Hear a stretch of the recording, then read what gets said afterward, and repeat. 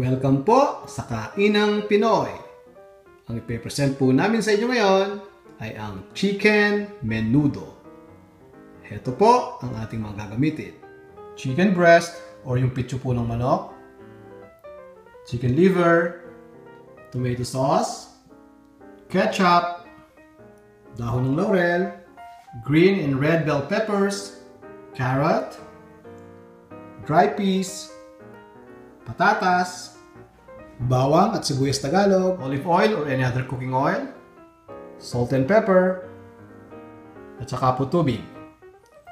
Para po sa eksaktong amount of ingredients, pakisilipad na lamang po yung ating description sa ibaba po ng ating video. Simulan na po natin. Unang gagawin po natin, hiwain po natin itong pitso ng manok into cubes para sa ating menudo. Pagkatapos pong hiwain yung pitso ng manok, i-fry naman po natin itong ating mga hiniwang carrot at patatas. Sindihan po natin itong ating kawali.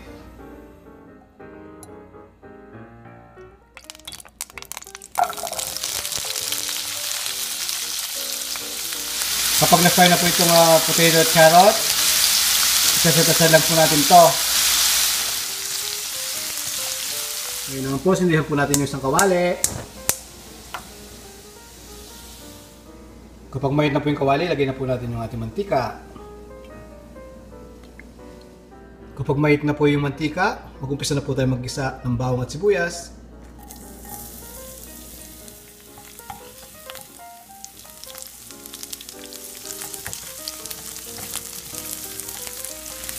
Kapag okay na po yung sibuyas, ilagay na po natin yung ating hiniwang pitso ng manok.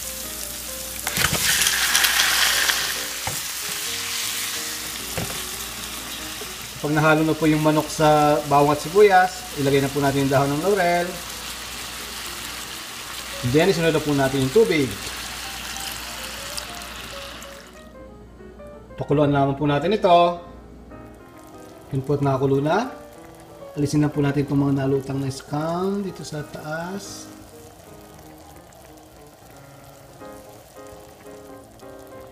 Pwede na po natin ngayon ilagay yung atay.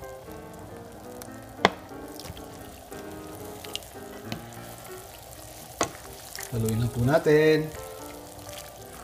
Pagkahalo po, pakuluan po muli natin ito. Yan po at pag kumulo na uli, ilagay na po natin yung ating tomato sauce, ketchup. Then, haluin po natin. Pagkahalo po, we let it simmer for 10 to 15 minutes. Hinaan lang po natin itong apoy. Ngayon naman po, ilagay na po natin yung mga gulay. Yung dry peas, bell peppers, yung mga fried carrots and potatoes, salt and pepper,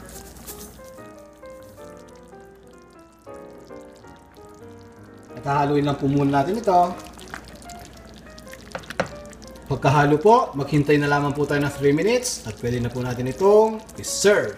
Ito na po ang ating chicken menudo. Maraming salamat po muli sa pagtangkilik nyo sa Kainang Pinoy palagi. Hanggang sa muli po, tara na pong kumain!